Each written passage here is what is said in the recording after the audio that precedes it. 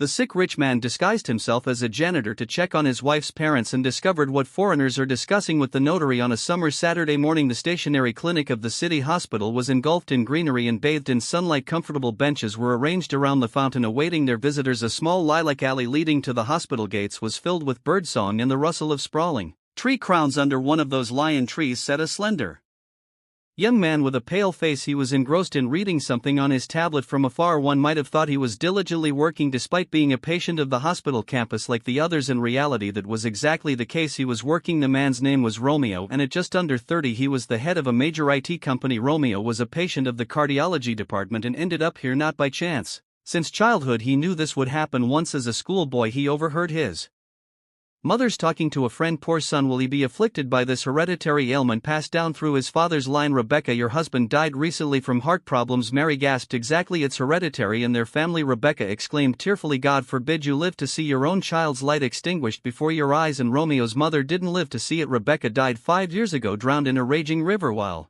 rafting with other tourists that day. Mary called Romeo in the middle of the night. "Romeo, Rebecca's gone. The funeral's in 3 days. It can't be," was all he could say. Then his colleagues from the small company they were back then pulled their money and bought him a plane ticket. Romeo didn't believe his mother was dead all the way until he saw the casket, and it was as if the ground gave way beneath him. That's when Rachel, who worked where his mother did, supported him. She immediately liked the intelligent young man. Additionally, she was drawn to the circumstances.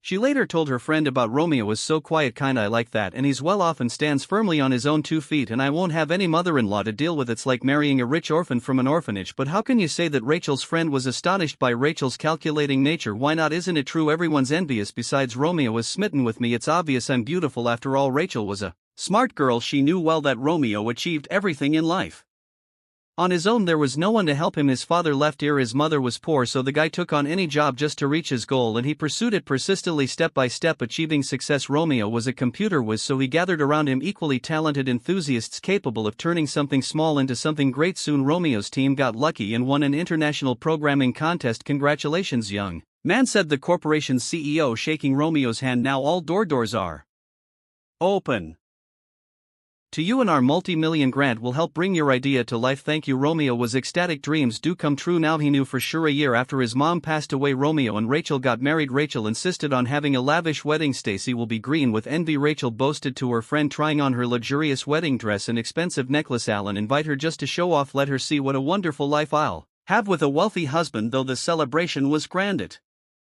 lacked genuine joy. Romeo's invited colleagues found the bride arrogant and unkind, so they didn't linger at the wedding for long. "She's not the right match for him," remarked Harvey, Romeo's deputy. "Look at her, all pining and swaggering. Our Romeo is nothing like that, always humble and respectful to everyone, and this Rachel, she's just all show. You'll see he'll regret it," said Mrs. Wheeler, the wise and mature secretary. "Ill-mannered, uneducated, you can tell right away. People like her never let go of their prey. She'll bleed him dry." Mrs. Wheeler was right. Just 2 years later, Romeo didn't know where to turn from his quarrelsome and greedy wife. Despite being well off, she begrudged every penny, refusing to help Romeo's friends while splurging on herself. Lavishly expensive salons, designer clothes, and parties at exclusive clubs. That's all Rachel cared about. Soon their home saw fewer and fewer visits from friends and colleagues, and Romeo felt like a fifth wheel with his wife, utterly unnecessary, and it wore him down. That's when he started feeling something was wrong with his health. His heart had its first glitch. He was rushed to the hospital. His wife visited only once. "How can this be?" Rachel said indignantly. "Instead of supporting her sick husband, we were supposed to go to Paris this week. It means I won't get to see the Eiffel Tower and attend Fashion Week. You know, I'm so upset. I feel sick." "Well, go alone. I'll give you money. You can take a friend with you." "Rachel, by the way, are you accidentally pregnant?" Romeo asked hopefully. "It would be great if we had a baby." "No, I'm not pregnant," she said, pursing her lips. "I can't get pregnant by you. You know that my tests are fine and the doctor said it's not me. You're infertile." "Romeo, sorry Rachel, so we won't have our own." He shrugged. "But we can always adopt a baby from an orphanage." "What do you say?" "No way," Rachel exclaimed. "I'm not bringing some druggie's kid into our home. No better no kids at all than that." Their conversation ended there, and Rachel left, her heels clicking loudly. She flew off to Paris and demanded a divorce from Romeo, citing their lack of children as his fault. This hit Romeo hard emotionally. The last time he saw her was in court. His wife arrived with a tall, muscular bow, presenting him as her suitor. Romeo and Rachel divorced, and he was single again. Friends and colleagues who had supported him threw a party for him. "Congratulations on your liberation and escape from the clutches of the cunning seductress with minimal losses." Hooray comrades, Harvey exclaimed joyfully, we are very glad to have you back with us and there are plenty more fish in the sea after the party. Romeo felt unwell again, an ambulance had to be called. You really don't take care of yourself, my friend, the attending doctor Mr. Lawrence shook his head. I told you need to avoid stress and physical exertion. Tell me, what have you been doing? I bet you overdid it in the gym or went skydiving. I got divorced, Romeo replied thoughtfully, and it wasn't easy. The doctor sympathetically patted his shoulder side and continued his examination. You'll have to stay here. Mr. Lawrence frowned. I'll prescribe conservative treatment for you, but surgery may be necessary soon, otherwise you won't make it to 40. Unfortunately, your heart is currently functioning like that of an 80-year-old man. Yes, some parts of your engine need replacement, so to speak. Is it dangerous? Romeo asked, alarmed. Well, no more dangerous than living with such a worn-out heart, young man, the doctor said, looking sympathetically into his eyes. But there are undoubtedly risks. Firstly, anesthesia. Nobody knows how your heart and brain will react to such stress. Besides, everyone's bodies are different, and what will happen after the surgery is truly unknown. No one cancels complications, but how you'll handle them specifically no one can guarantee. He continued, sometimes even the surgeon's hand may tremble or a nerve or artery may be nicked. In general, my prognosis is 50-50, and that's not bad. What do you mean 50-50? Romeo repeated. I thought you'd give at least 80%. No, I think I'll hold off on the operation for now. That's the problem, you don't have much time. Mr. Lawrence sighed. If you decide otherwise, let me know. And the doctor left, carefully closing the door behind him. And now Romeo sat on a bench under a lion tree watching the patients of the hospital town go out for a morning stroll after breakfast. Most of them took their places near the fountain, which spouted cool streams of water.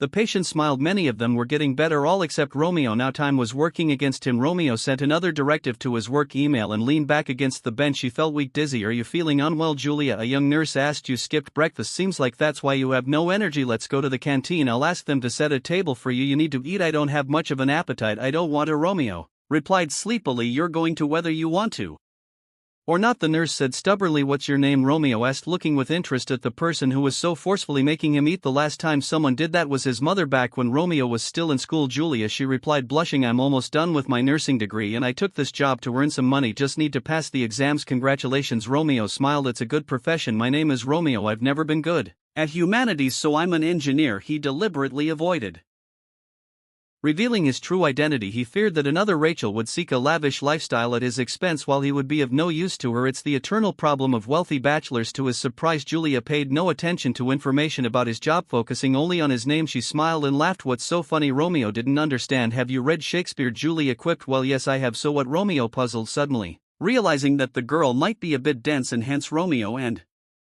Juliet, she persisted, and then it dawned on Romeo what amused his companion. He smiled. Indeed, a coincidence. You're very attentive to details. That's great, especially for your profession. And let's switch to you since we're at it. So where you say is my breakfast? To his surprise, Julia paid no attention to information about his job. And let's switch to you. So where you say is my breakfast? And they went to the cafeteria, lively discussing their favorite literature. Romeo felt how easy it was with Julia. Even his heart stopped pounding nervously and settled down. 2 weeks later he returned to work where he was long awaited. The team was delighted and started pouring out ideas for promoting the new product they had created. It seemed that Romeo's bachelor life had fallen into place and flowed smoothly. The company's 5th anniversary was approaching, which they decided to celebrate in style by booking several tables at an expensive restaurant. Toasts and congratulations poured from all sides, but Romeo didn't drink alcohol. Remembering the doctor's words to stretch his legs a bit, he stepped away from the table and settled at the bar. I'll have a non-alcoholic mojito, please, he told the bartender. Why aren't you drinking? Your cheerful company is really hitting it off, remarked the bartender. Next to Romeo sat an attractive brunette who was eyeing him intently. My doctor forbid it, Romeo replied honestly and continued to watch his colleagues enjoying themselves. Wow, and I just don't drink on principle. It's become a habit. The stranger continued the conversation. Good habit, Romeo approved. I don't know any woman who doesn't drink alcohol at all, or at least cocktails. I think every man dreams of such a wife. Well then marry me. What's the problem? The woman laughed. Although first we need to get acquainted. My name is Christina. I work in a bank and live in Berlin. And I'm Romeo, my colleague, and I work in the same IT company. I recently got divorced, so I'm quite comfortable with bachelor life at the moment, so I'm not planning to get married anytime soon, even to such a beauty from abroad like you. By the way, you speak English excellently. I did an internship here for a long time, so I improved my language skills. Besides, I've been studying the local culture since childhood, even took extra lessons at school, and marriage is not obligatory. Story. Christina laughed. People can live perfectly well without a stamp in their passport. No one owes anything to anyone, and that's right in my opinion. Bartender. The same for As for the young man, Romeo liked the girl, especially her frankness and independence. She didn't let him pay for her, which was unusual and maybe a little pleasant. His heart skipped a beat, sensing the approach of infatuation. That same evening, Romeo jokingly introduced Christina to his friends and colleagues as his fiancée, but they say there's a grain of truth in every joke, and soon they started living together in Romeo's house. A month later, he proposed to Christina, unlike Rachel, his first wife. The bride was caring and understanding with Christina. He felt comfortable, and friends started visiting their home again, organizing evening gatherings with barbecue and board games. Just a month later, Christina and Romeo got married. The wedding was modest, barely noticeable to the town, just as Christina wanted. Lucky you with your wife. Envy the single colleagues. How did you manage to snatch her? Hush, she came to me herself. Romeo laughed, hardly believing his luck once when his illness reminded him of its presence. He told Christina about his health problem and decided to consult about surgery. Well, it's up to you to decide, she shrugged. After all, surgery doesn't guarantee a 100% cure. What if you end up disabled or worse, dead afterward? Think it over carefully. Doubts crept into Romeo's hesitant soul. He decided to temporarily stop thinking about the surgery until he had a third seizure. The emergency barely managed to get him to cardiology, where the fading Romeo was met by Mr. Lawrence. The experienced doctor quickly revived him, admitting him to the intensive care unit for a couple of days. He mustn't be distressed, Mr. Lawrence told Christina. No bad news or arguments, surround him only with warmth and love. Care has never harmed anyone in this life. Okay, promise. Christina lost in thought. She visited her husband in the hospital every day but didn't stay long, citing business. Don't be upset, Romeo, I have to go, said Christina, bidding farewell. Invest to his need to be called. Besides, my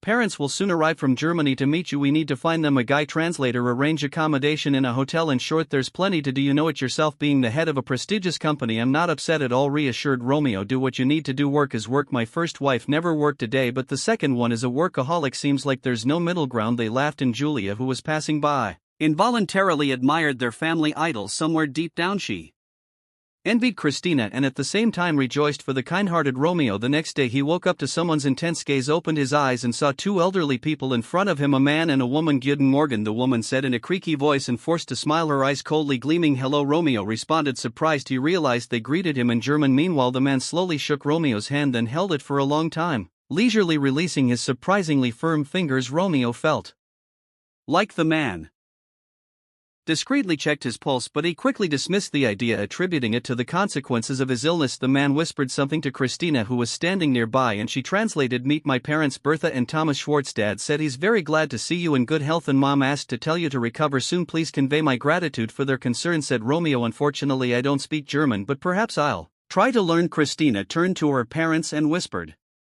her fiancé's words to them. The elderly couple smiled and nodded, and then the bride's mother pulled out a small packet of food from her bag and placed it on the bedside table, gesturing that it should be eaten quickly. Romeo was pleased that he was being taken care of by a whole family. It's great to be the son-in-law of good people, he thought, unlike Rachel's parents who only cared about my money. Well, it's time for us to go, said Christina. We need to get them settled in the hotel. They're tired from the flight coming straight to visit you from the airport. Then let them stay in our house, Romeo suggested. We have plenty of room, of a cook, a maid. They won't need anything. After all, I won't be leaving here anytime soon. That's not how we do things, Christina smiled, but I'll convey your wish to them. Let them rejoice, and what a generous son-in-law they have. Christina kissed Romeo on the cheek and left with her parents. The next day she didn't show up, just sent a message saying she was very busy, and the day after that she didn't show up either. Her phone was not answering, but Rachel's parents visited Romeo every day, which to be honest made him uncomfortable, but Romeo endured, reminding himself they were his relatives. When they left, he finally breathed a sigh of relief. Romeo's heart began to ache from the stress, and his overall condition worsened. This was immediately noticed by Julia, who often came to his private room. You don't look well, the hero of my poem, tired, Juliet asked cheerfully. Yeah, but Romeo admitted. You see, this foreign delegation comes to me every day as if they have nothing better to do. Well, what can you do? They're Christina's parents. Maybe that's why your relatives come to Mr. Lawrence's office every day to talk. They're worried about you, Julia remarked. How can they talk? They only communicate with me through Christina, and without her they gesture with their hands, and they certainly don't understand complex medical terms in English. Romeo marveled. I don't know what they discussed because they always closed the door behind them. Julia shrugged and left the room, leaving him in disarray. Romeo couldn't digest the information he received for a long time, so he decided to seek help from Mr. Lawrence, but as luck would have it, he was either in surgery or had gone home to rest. The next morning Romeo couldn't wait for his wife to come. When she'd appeared, she greeted him too coldly and was already getting ready to leave after 5 minutes. Why are you leaving so quickly? We barely Saw each other for 3 days. Romeo lamented. Stay a little longer, and by the way, I have a question for you. Do your parents speak any English at all? No, she replied dry. I'll come tomorrow. Stay longer, but I really need to hurry now. Sorry darling. At the word darling, Romeo felt uneasy. Rachel used to call him that. Seeing her husband frozen with hurt, Christina softened. Hang in there, Romeo, everything will be fine soon, and now lie down and rest. Gather strength. See you tomorrow. And Christina left, leaving the scent of her perfume in the room. The sun mercilessly beat through the windows and Romeo opened the shutters to let in some fresh air, but then he saw, trying to remain unnoticed under the trees outside the hospital, Christina's parents talking animatedly with a distinguished-looking man. Interesting, Romeo thought, maybe that's their new translator, and what are they discussing so fervently? But then individual words in English reached his ear. It confused him. Did they really know English? Then why hide it? What was the point? Something inside him urged him to go and figure out this confusing situation that was disrupting his ability to eat and sleep peacefully. His soul demanded truth, and Romeo decided to follow his hunches, but he needed help. Julia, help me, he gasped, grabbing her hand. I need your clothes. What? She exclaimed. Are you out of your mind? No, Romeo waved his hand and realized he